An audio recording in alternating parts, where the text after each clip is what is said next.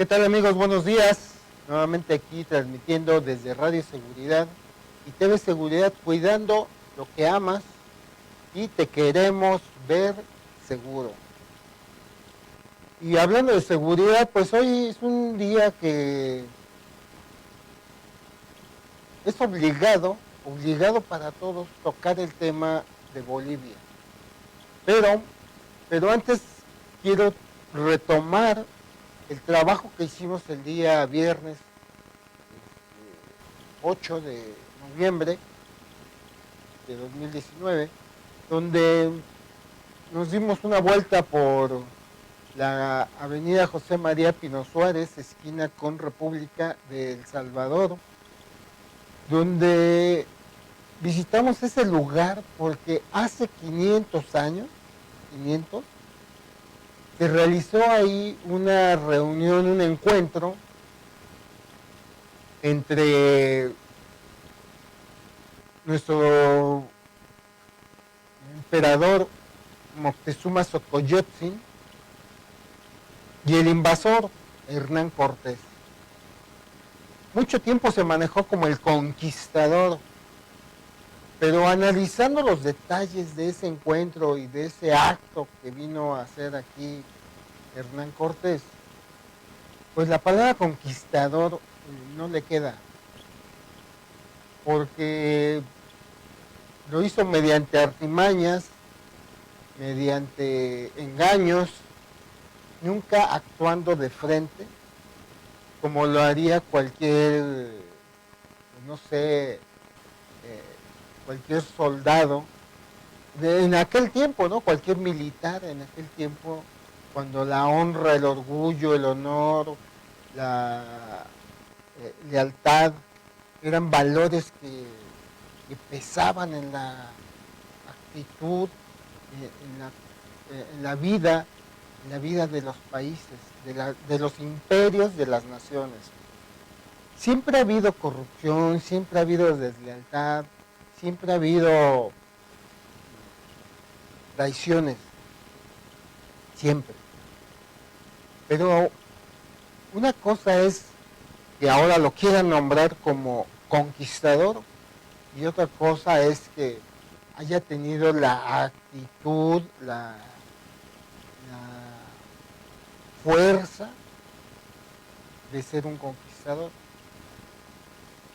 Fueron las circunstancias las que permitieron la caída de Tenochtitlán. En realidad no fue ni siquiera la gallardía o la valentía o la fuerza de ese ejército español, que ni era ejército para empezar. Si ustedes recuerdan la historia, todos los que venían acompañando a Hernán Cortés, junto con Colón también, pues eran presos, que a muchos creo que ya estaban hasta condenados a muerte, ¿no? A cadena perpetua. Entonces a ellos fueron los que les dieron la opción de salir para emprender este viaje de Cristóbal Colón. Algunos dicen que Américo Vespucio, pero el que haya sido, Hernán Cortés continuó este descubrimiento, porque para Estados Unidos sí fue, para España sí fue un descubrimiento, descubrir estas nuevas tierras, ¿no? Que increíblemente se equivocaron de nombre, ¿no? Y pensando que habían descubierto la India, o a la zona de las Indias, ellos les llamaban, pensaban que aquí era. Entonces, si analizamos todo, fue una serie de circunstancias que coincidieron para que la caída de Tenochtitlán se pudiera dar. Y quiero que lo recuerden nuevamente. En la batalla principal entre los españoles, los invasores y el pueblo azteca, el que ganó, quien ganó esa batalla fueron los aztecas. La prueba está en ese árbol que está allá en la calzada México-Tacuba, que es el árbol de la noche triste, y fue cuando Hernán Cortés lloró, ¿no? Pero bueno, y que los aztecas, el ejército azteca, no terminó de acabarlos, o sea, los dejó huir, porque si los ha exterminado, la historia, no sabemos cómo estaríamos hoy, ¿eh? No sabríamos qué hubiera pasado. ¿Por qué? Porque está interesante hacer este ejercicio, de pensar qué hubiera pasado. No por el hubiera, no porque yo quiera que hubiera, sino por el presente de hoy. O sea, si analizamos, reflexionamos sobre esa fuerza que tenía el Imperio Azteca, podemos recobrar esa fuerza nosotros. O sea, ¿qué hubiera pasado si el ejército azteca termina de aniquilar al ejército, lo que quedaba del ejército español? Miren, los aztecas no conocían los caballos y no manejaban el metal para las armas de lucha. El arma principal que tenían los aztecas era el macahuitl, una especie de espada de madera y con puntas de obsidiana incrustadas en todo el canto de la madera, lo que hacía que esta arma fuera pues igual que una espada, era mortal. Obvio, el filo era muy diferente el de una espada al de un macahuitl, pero no conocían los caballos, no conocían el metal para las armas de lucha. ¿Qué hubiera pasado si los aztecas eran un pueblo que por nada del mundo era conforme? Ellos transformaron todo este lago, todo este islote, lo transformaron en una ciudad increíble, con canales de agua. El pedazo que todavía está ahí en el Metro Sevilla, que es de hecho el símbolo del metro, de la estación del Metro Sevilla, han visto que son unos arcos. En realidad no son arcos, en realidad es un acueducto que todavía han dejado estos restos de ese acueducto azteca para poder introducir el agua a Tenochtitlan. Entonces, esa fuerza que tenía el Imperio Azteca para transformar su medio en el que estaba, nada más quiero que lo pongan a pensar, a reflexionar. ¿Qué hubiera pasado ahora que ya conocían los caballos y ahora que ya conocían el metal para las armas de lucha? ¿Saben en qué se hubiera convertido el macahuitl? En una super arma de lucha. No sé cómo lo hubieran transformado, no tengo idea. Digo, el hubiera es una reflexión para que nosotros reflexionemos sobre la fuerza que tenemos, sobre las ganas de que tenemos de transformar nuestro medio. Y teniendo los caballos ya aquí en el continente, pues la forma de transportarse de los aztecas hubiera sido totalmente otra. Si así, imagínense, si así los aztecas crearon este imperio que abarcaba hasta Michoacán y parte del sureste, llegaba hasta Veracruz. Imagínense lo que hubieran hecho teniendo como herramienta o como ayudantes en el transporte a los caballos y el metal como arma de lucha. Imagínense, hubieran terminado por expandir el imperio a todo el país y más allá, y más allá. Hubiera sido una especie de Roma aquí en América. en este continente nuevo. Pero esto, obvio, no sucedió. Lo que sucedió fue otra cosa. Como los aztecas dejaron ese día de la noche triste, dejaron correr al resto, a lo que sobraba de ese ejército español, pues se reagruparon, curaron sus heridas y también, bueno, hay que decirlo, en su estrategia, pues fueron por los barcos que habían dejado en Veracruz, los desarmaron y se los trajeron caminando, fíjense, eso hay que reconocerlo. Y fue de esa manera que pudieron sitiar la ciudad de Tenochtitlan, por medio del agua. Y pues ahogarla, porque pues ya no tenían víveres, ya no tenían refuerzos. Y terminaron de esa manera con este gran imperio, el imperio azteca, que tendría por ahí aproximadamente de unos 1000 años. 1000 años. Pero bueno, la reflexión es esa.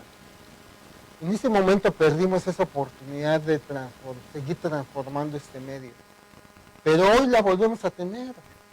Hoy nuevamente tenemos esa oportunidad de volver a crear otro imperio.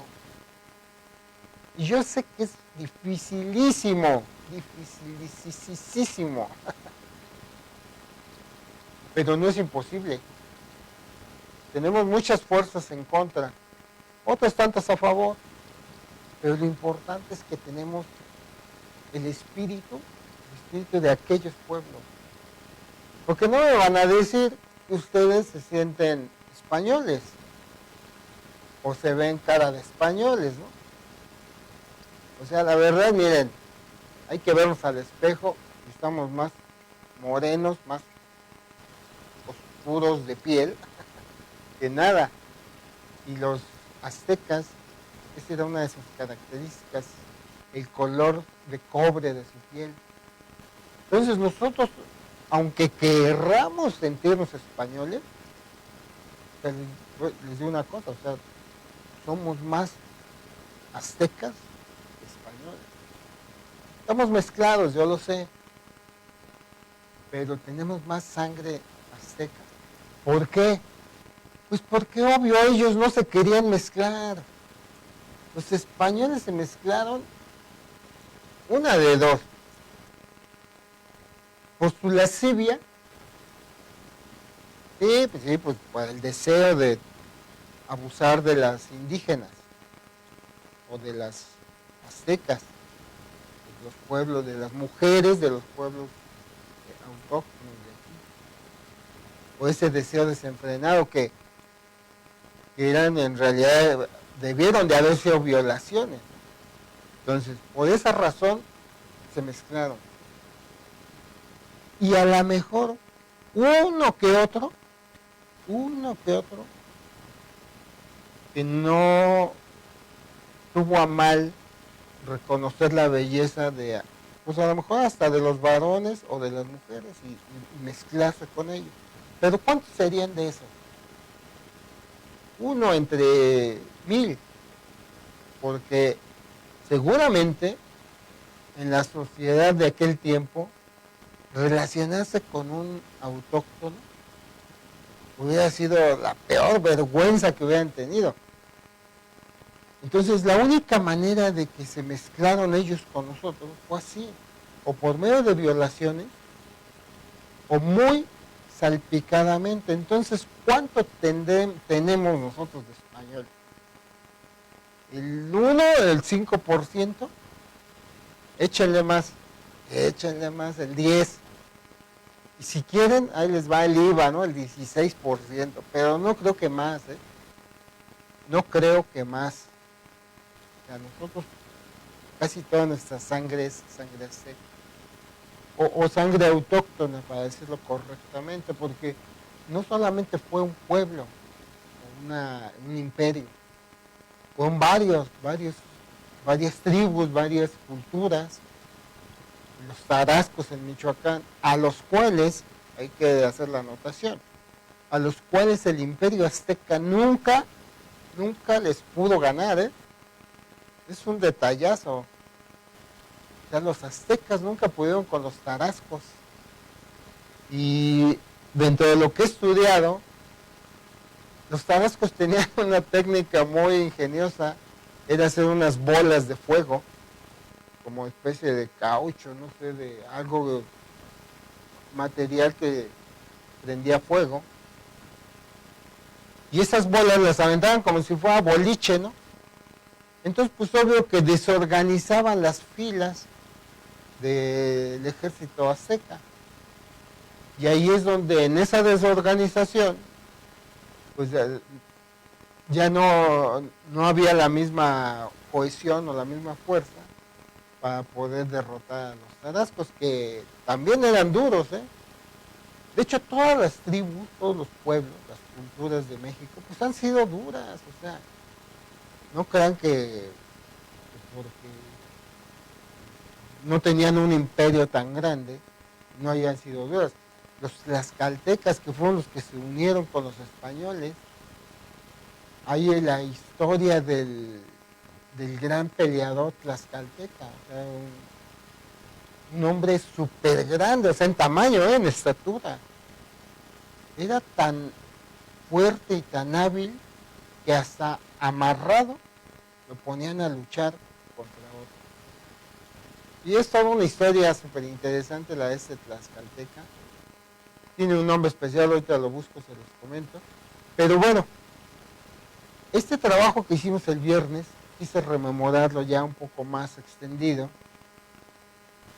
para que aquí en la estación pues pudiéramos seguir platicando de lo que ha sido esta trágica invasión hacia nuestro país, hacia nuestra cultura, y que de aquí empezaron a correr hacia el sur de nuestro continente. Y decíamos de Hernán Cortés, el primer corrupto de estas tierras, porque ustedes saben que al final de la historia de la derrota de Tenochtitlán, pues obvio el tesoro de Moctezuma, ¿saben cuánto ha de haber sido en oro? O sea, cantidades de oro que a ellos pues, les parecían como vidritos, ¿no? Todo ese oro, en teoría, se iba a repartir en el ejército, ¿no? Que ganó. Bueno, pues los soldados no les tocó nada. Los soldados españoles. Ya saben quién se quedó con todo, ¿no? Hernán Cortés y sus capitanes. Y así exactamente ha sucedido durante muchos años en México, donde solamente el comandante y sus capitanes son los que se quedan con la lana. Por eso, él es el primer corrupto que llegó a este continente. Vámonos un corte, regreso en un momento y platicamos de Bolivia.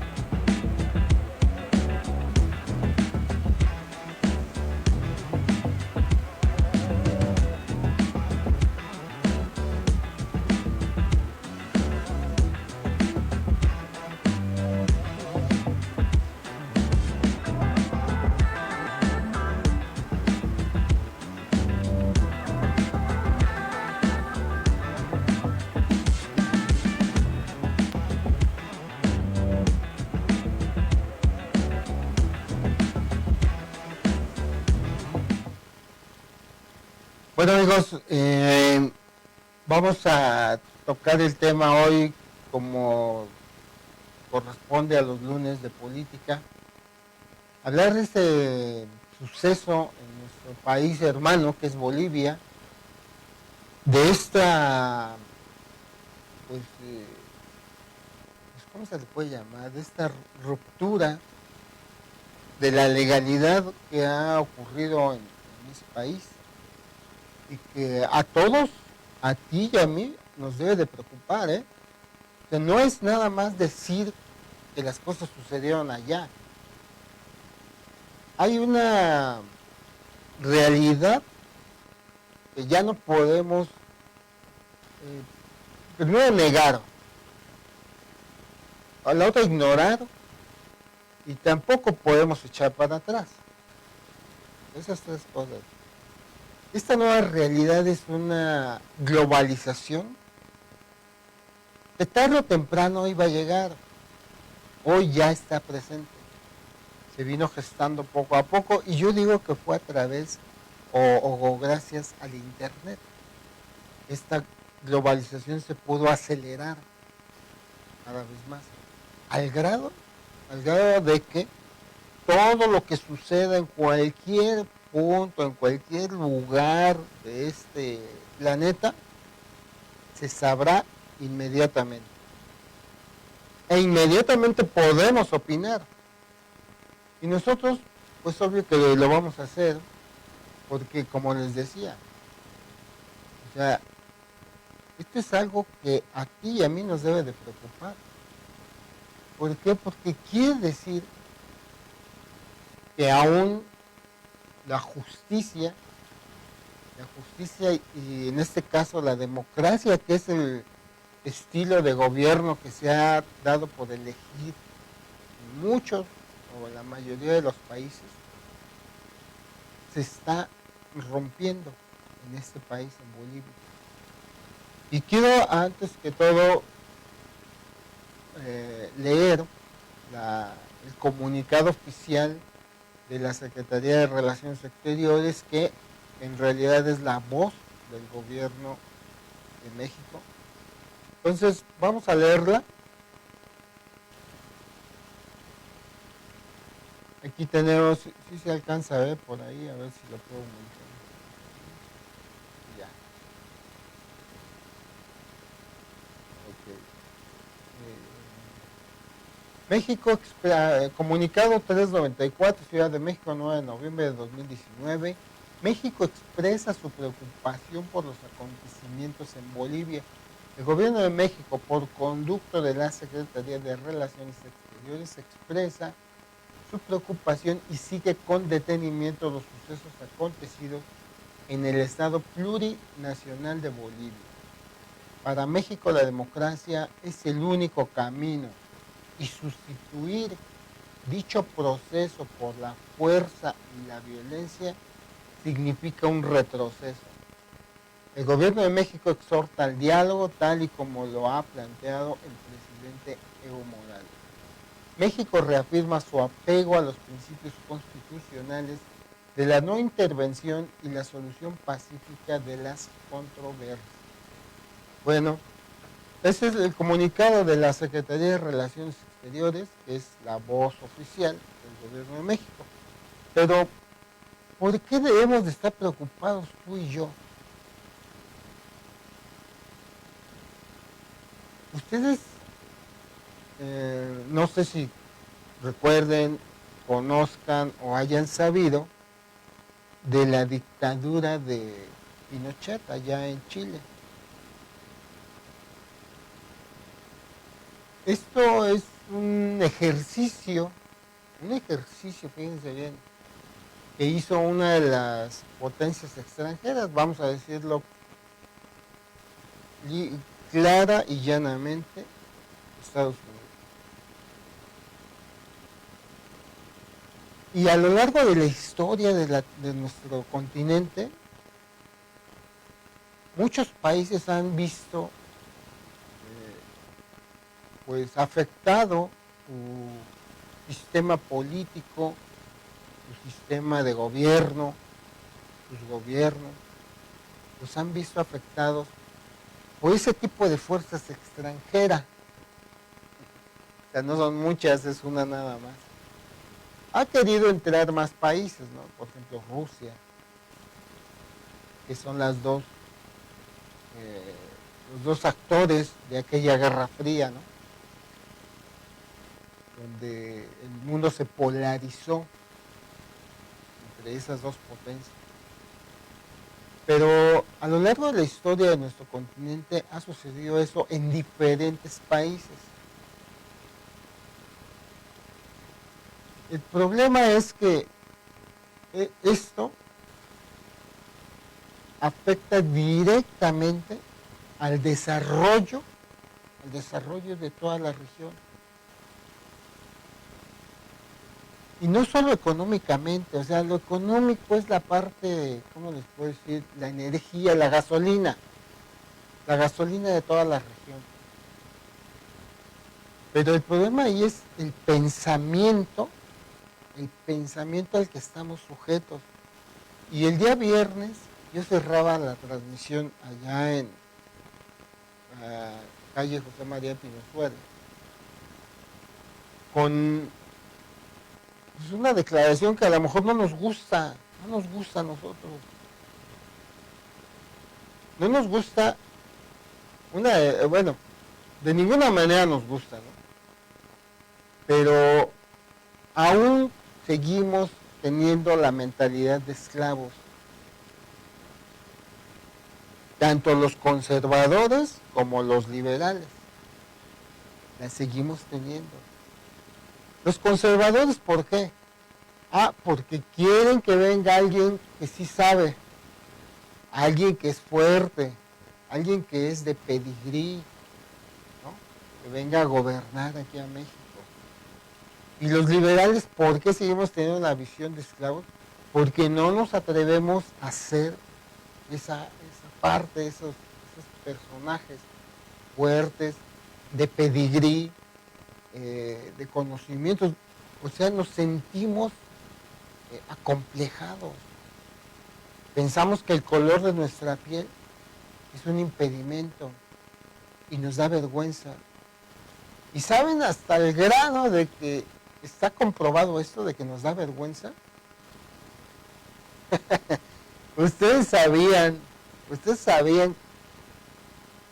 que los lugares o la zona o los países donde más se compran tintes para el pelo de color rubio, ¿a dónde son?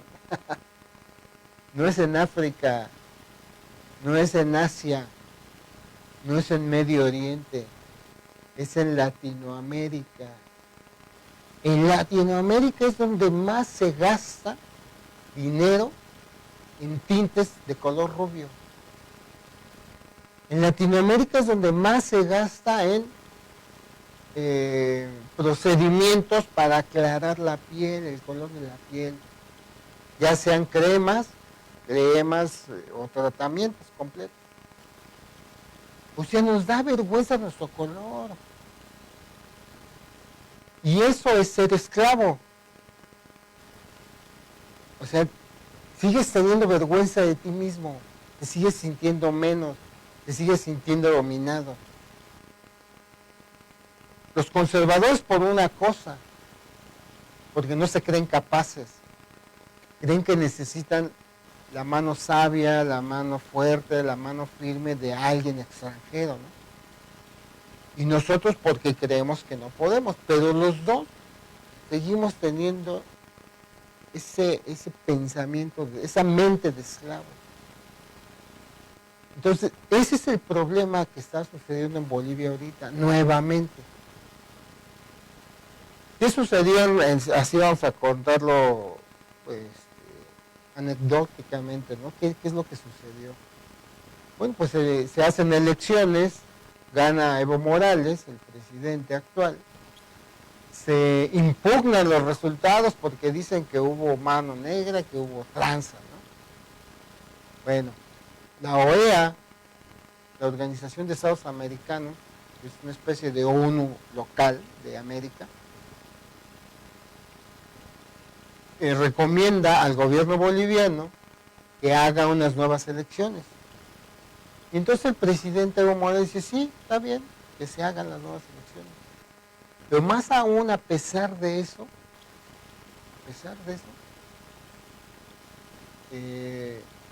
las protestas, que no sabemos exactamente de dónde salen todas, pero bueno, y aquí viene el detalle, no solo las protestas, sino los militares de Bolivia.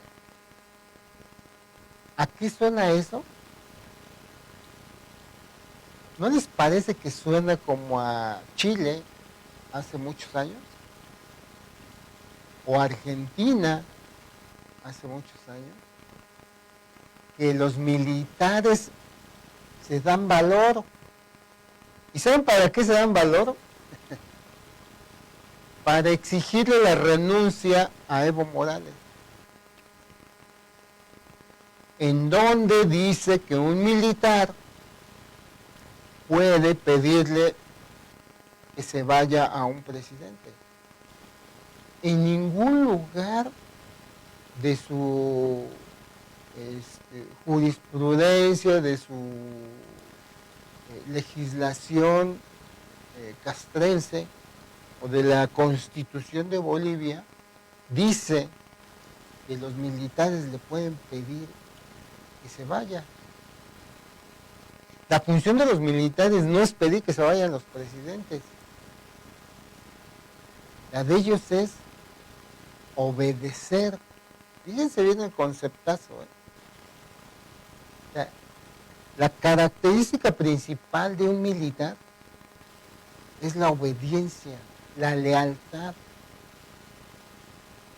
la dignidad, la honra, etcétera, etcétera, etcétera. Pero es la obediencia. O sea, siempre que hay un operativo militar en cualquier lugar del mundo, o sea, los militares no actúan por criterio, no es lo que ellos piensen. Los militares actúan por órdenes, por mando. O sea, nadie se manda solo ahí. Entonces mi pregunta ahorita es, entonces, ¿quién le mandó al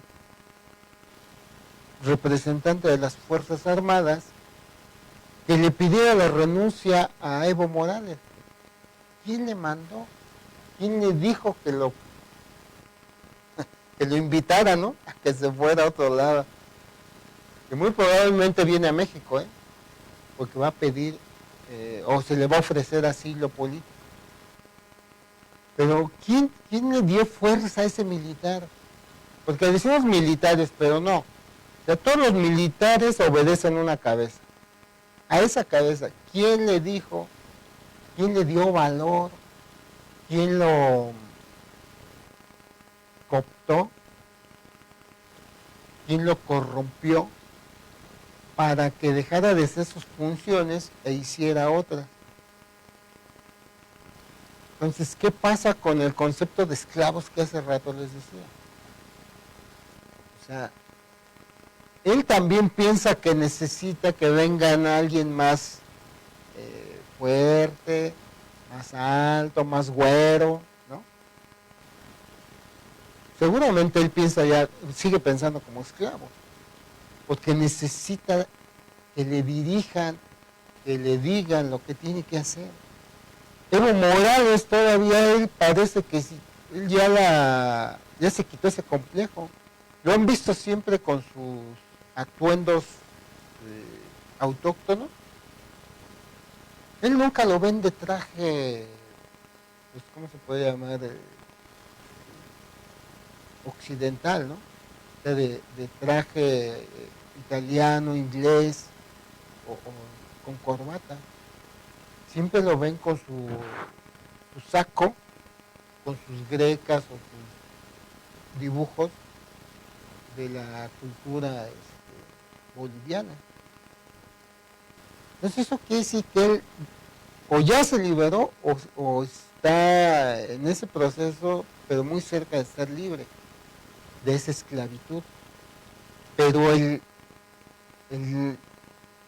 dirigente, el comandante, el general de ese ejército, parece que él todavía tiene su mentalidad de esclavo, ¿eh?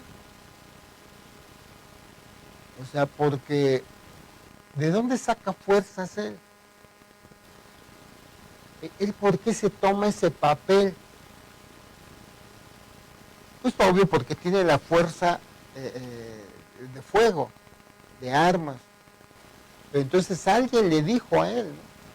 Si él está educado, ¿eh?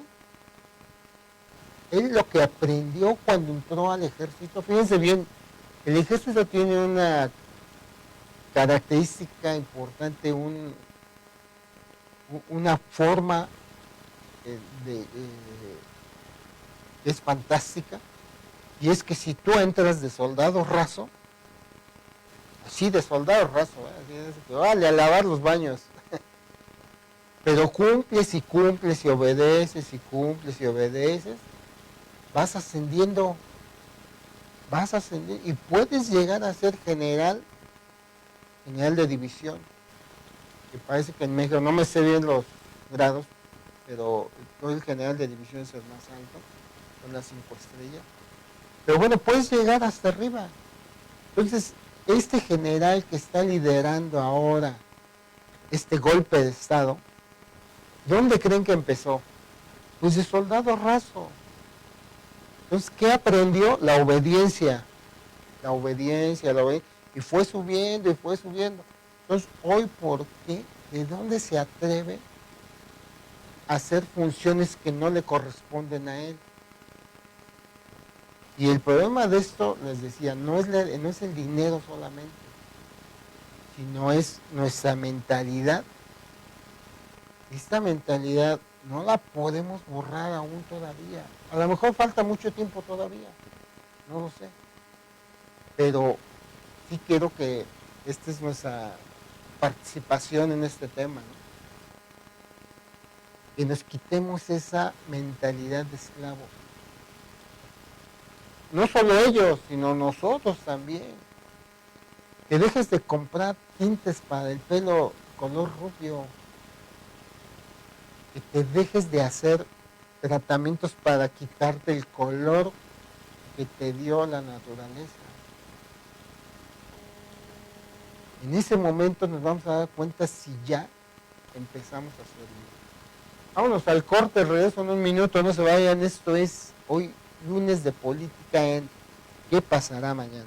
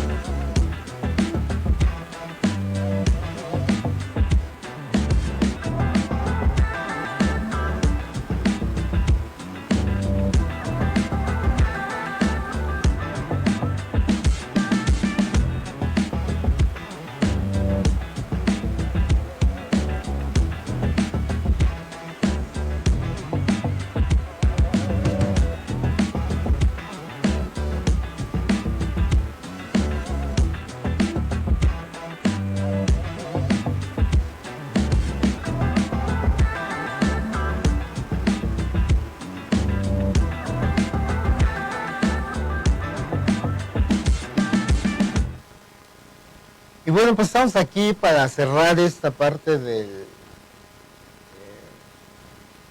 pues mal evento que ha sucedido en Bolivia, pero Antes que todo yo encontré este no es el que yo había visto, este artículo, pero este es uno igualito, ¿eh?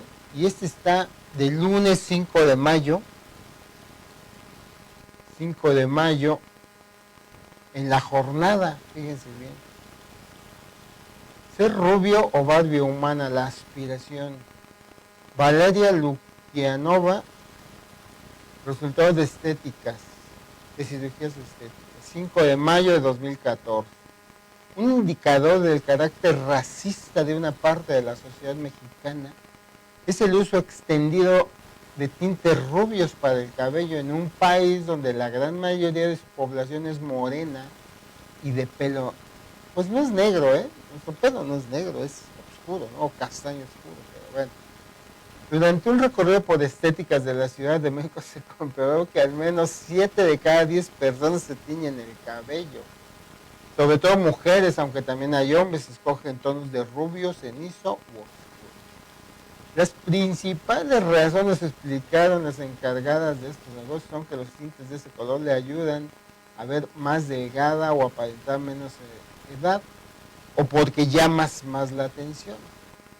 Sobre las cremas para blanquear la piel existen por lo menos 5 marcas de estos productos en el país, ampliamente solicitados por los consumidores de acuerdo a consultas efectuadas en supermercados y tiendas de cosméticos. Pero no hay ninguna que sirva para volver la piel más morena. México además es el 5º lugar mundial en cirugías estéticas en el mundo, tan solo detrás de Estados Unidos, China, Brasil e India, con más de 400,000 procedimientos. La mayoría rinoplastía, lipoescultura e implantes mamarios. Pero bueno, yo les quería comentar lo de los tintes. Ahí está. Es uno de tantos estudios. Fíjense cómo lo encontré en cuestión de un par de minutos del corte. Este no es el que yo vi hace unas semanas, pero este tiene años. En realidad, esta es una señal, una muestra de que nuestro complejo de esclavos todavía lo traemos, O sea, no hay cremas para hacerse más moreno, Solo cremas para hacerse más güero, ¿no? Este es el problema en realidad de un golpe de Estado. O sea, no el dinero que se van a robar. En México se han robado cualquier cantidad de dinero, los políticos. Y aún así nos queda muchísimo. O sea, pero el problema no es el dinero, el problema es que nos han robado la identidad. Nos han robado el orgullo de ser azteca, de ser boliviano, de ser chileno, de ser argentino. O sea, eso es lo que nos están robando.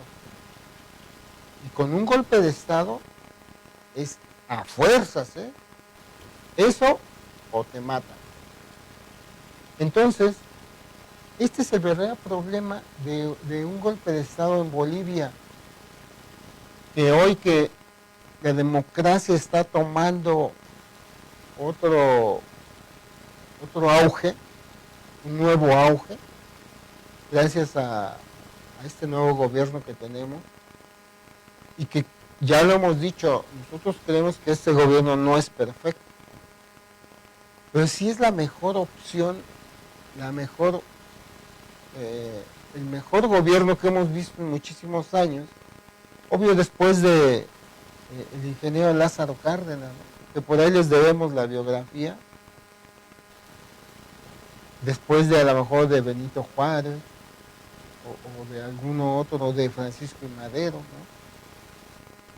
Hoy tenemos un renacimiento de la democracia, de la libertad, de la justicia, y que casualmente vemos cómo esto se quiere opacar, no aquí directamente en nuestro país, sino desde la ventana. ¿Sí se dan cuenta cómo esto no es exclusivamente contra Evo Morales, ni contra Bolivia? Esto tiene que ver contra México. O sea, obvio que no es una declaración de guerra ni nada por el estilo. Pero sí es como decir, a ver, esos que ya se sienten demócratas, a ver, bájenle tantito, ¿no? O sea, les dejamos que jugaran en México, pero no los vamos a dejar que jueguen en toda Latinoamérica. Más o menos así se lee el mensaje, ¿no? Ah, porque ahora que ganó el nuevo presidente en Argentina, ya se reunió inmediatamente, se vino a reunir con el presidente López Obrador. Inmediatamente, a la siguiente semana de las elecciones ya estaba aquí en México y creo que aquí están haciendo una serie de reuniones. Entonces, obvio que eso pone en alerta a quién, pues ya sabemos a cuál potencia. La que siempre nos ha sobajado, la que siempre nos ha dicho que somos criminales, ¿no? Y no solo ahorita, sino desde hace tiempo, siempre. Por eso nos robaron la mitad de nuestro territorio, o más de la mitad. Por eso nos la robaron. Y es momento en que los que quedamos, o los que estamos ahorita, ya nos pongamos ese espíritu de azteca, o de tarasco, o de otomí, o de totonaca, o bueno, hasta de tlaxcalteca, los tlaxcaltecas que están ahorita vivos, ¿no? Ya que ellos no fueron los que acompañaron a Hernán Cortés. Y nos pongamos ese espíritu y que rechacemos este tipo de acciones en contra de un gobierno legítimo. Ahora, fíjense lo increíble de todo. Lo increíble de todo está en que el presidente Evo Morales salía el 20 de enero. Ahí terminaba su mandato. ¿Por qué no esperarse a que lo termine? ¿Por qué unos días, unos meses antes? Entonces esto es algo que está orquestado, algo que está planeado, bien planeado. Bueno, planeado. Vamos a quitar la palabra bien. De esto no tiene nada de bien. Pero está planeado, está orquestado. Y recuerden que hay una teoría del caos. Aquí tiene mucho que ver esa teoría. Generando caos hay descontrol. Pues era la técnica, ¿no?, de los tarascos, ¿no?, aventando las bolas de fuego, pues había caos en las filas del ejército. Entonces, aquí en política genera el caos. ¿Para qué?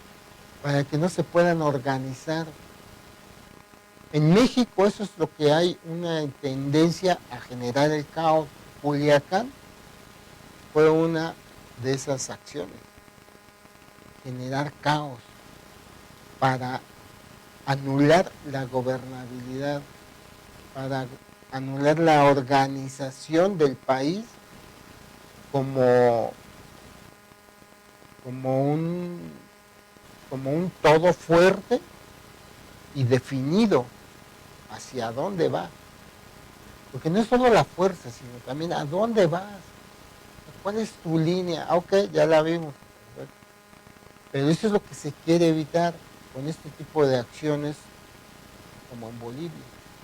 Entonces, no se trata de decir, no, yo estoy en contra, no.